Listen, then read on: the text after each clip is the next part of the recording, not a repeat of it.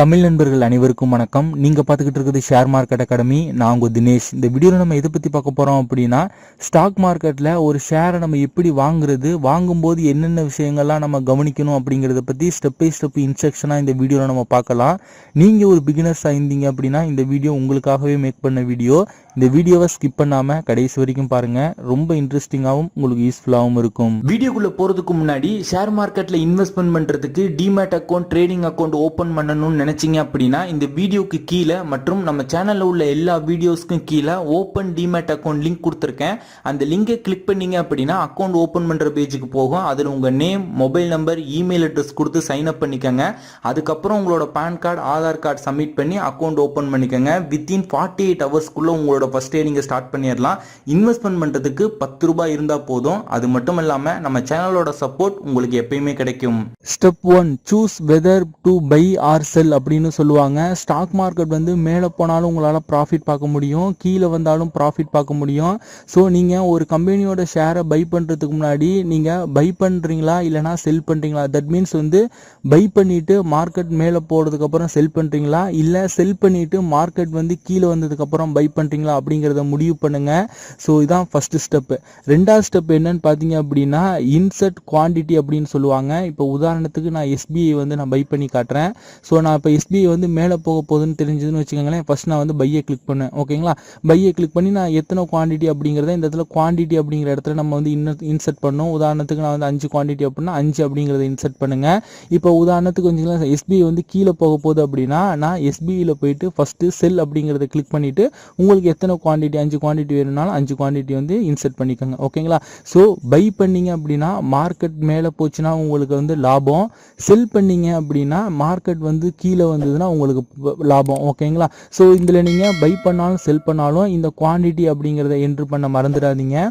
மூணாவது insert simple. So இது ரொம்ப முக்கியம். ஸோ நிறையா பேர் வந்து இந்த மாதிரி மாற்றி ஸ்டாக்ஸை வாங்குறதுக்கு இதுவும் ஒரு ரீசனாக இருக்குது.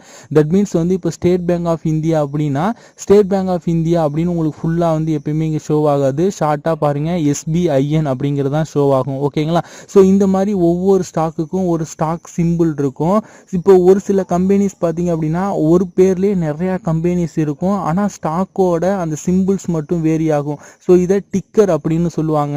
இப்போ உதாரணத்துக்கு நான் மேலே போயிட்டு சர்ச்சில் போயிட்டு HDFC அப்படிங்கிறத டைப் பண்ணுறேன். ஸோ இப்போ HDFCன்னு டைப் பண்ணோன்னே பாருங்கள் வெறும் HDFC அப்படின்னு இருக்கு. அதாவது housing development finance corporation, HDFC life insurance corporation இருக்கு, HDFC பேங்க் இருக்கு, HDFC AMC இருக்கு, HDFC AMCலே HDFC NIF ETF அப்படின்னு இருக்கு, HDFC CAMC இருக்கு, HDFC கோல்டு ETF இருக்கு.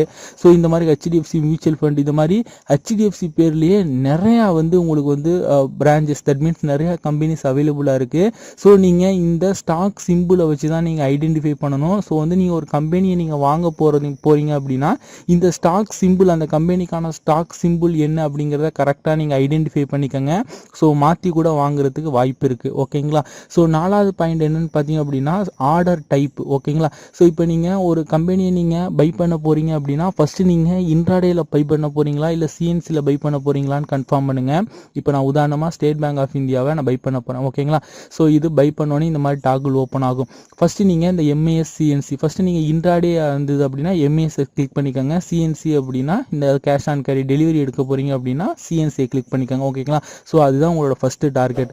நான் இன்றைக்கி இந்த கம்பெனியை இன்ட்ராடே பண்ண போகிறேன்னா இல்லை டெலிவரி எடுக்க போகிறேன்னா. ஓகேங்களா, ஸோ ரெண்டாவது இப்போ நான் இந்த கம்பெனியை நான் மார்க்கெட் ஆர்டரில் பை பண்ண போகிறேன். தட் மீன்ஸ் இப்போ வந்து அந்த SBI வந்து 179 ரூபா 15 பைசா இப்போ ட்ரேட் ஆகிட்டு இருக்கு.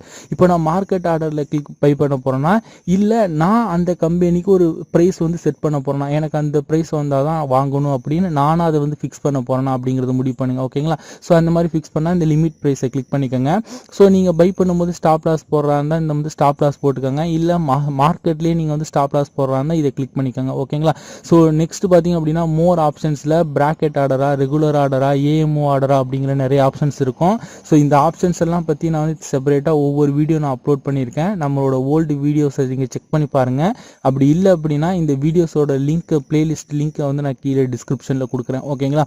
ஸோ நீங்கள் ஒரு ஸ்டாக்கை வாங்க போகிறதுக்கு முன்னாடி ஃபஸ்ட்டு இன்ட்ராடேயில் பை பண்ண போகிறீங்களா, டெலிவரியில் பை பண்ண போகிறீங்களா அப்படிங்கிறத கன்ஃபார்ம் பண்ணுங்கள். நெக்ஸ்ட்டு நீங்கள் அந்த ஸ்டாக்குக்கு என்ன ஆர்டர் போட போகிறீங்க, பிராக்கெட் ஆர்டரா இல்லை கவர் ஆர்டரா இல்லை ஏஎம்ஓ ஆர்டரா அப்படிங்கிறத செலக்ட் பண்ணிக்கோங்க. ஃபைனலாக review order and place trade அப்படின்னு சொல்லுவாங்க. இப்போ நீங்கள் ஒரு கம்பெனியை பை பண்ண போகிறீங்க அப்படின்னா எல்லாமே கரெக்டாக நீங்கள் வந்து என்ட்ரு பண்ணியிருக்கீங்களா அப்படிங்கிறத கன்ஃபார்ம் பண்ணிக்கோங்க. அதே சமயம் நீங்கள் என்ட்ரு பண்ண குவான்டிட்டி மற்றும் ப்ரைஸ் ரேஞ்சு இதுக்கு ஏற்ற மாதிரி அமௌண்ட் வந்து உங்களோட டிமேட் அக்கௌண்ட்டில் இருக்கா அப்படிங்கிறதையும் ஒரு வாட்டி கன்ஃபார்ம் பண்ணிக்கிட்டு ட்ரேடை வந்து எக்ஸிக்யூட் பண்ணுங்கள். ஸோ நீங்கள் ட்ரேடை வந்து பிளேஸ் பண்ண உடனே ஆர்டர் புக்கில் போயிட்டு ஆர்டர் வந்து பெண்டிங்கில் இருக்கா இல்லைனா பிளேஸ் ஆயிருச்சா அப்படிங்கறத கன்ஃபார்ம் பண்ணிக்கங்க.